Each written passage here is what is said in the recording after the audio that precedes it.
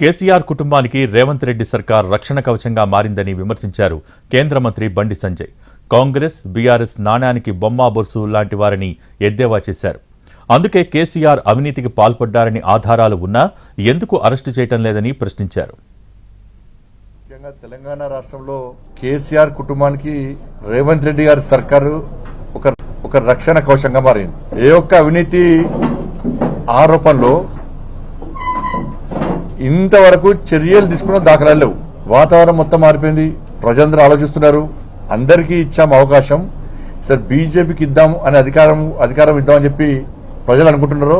దాని ప్రధాన కారణం ఏంటంటే బీఆర్ఎస్, కాంగ్రెస్ ఒకటే, ఒక నాణానికి బొమ్మ బొరుసు లాంటి వాళ్ళు. లోపాయకార ఒప్పందం ఇద్దరి మధ్య కుదిరింది. అందుకే కేసీఆర్ కుటుంబం మీద ఏం విచారణ పేరుతో కాలయాపన చేస్తుంది తప్ప ఎలాంటి చర్యలు తీసుకున్న దాఖలాలు లేవని చెప్పి అలా స్పష్టమవుతాం.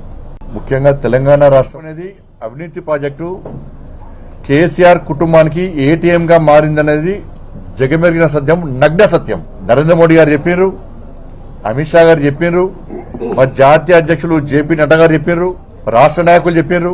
కాబట్టి 100% ఇది కేసీఆర్ కుటుంబానికి ఏటీఎం లెక్క మారింది. పూస్తరెడ్డి లెక్క రంగులు మార్చే స్టాండ్ మాది కాదు. పార్టీ స్టాండ్ నా స్టాండ్ మారదు. భారతీయ జనతా పార్టీ కార్యకర్తలు, కమిట్మెంట్ తో పనిచేసే కార్యకర్తల నాయకుల స్టాండ్ మారది.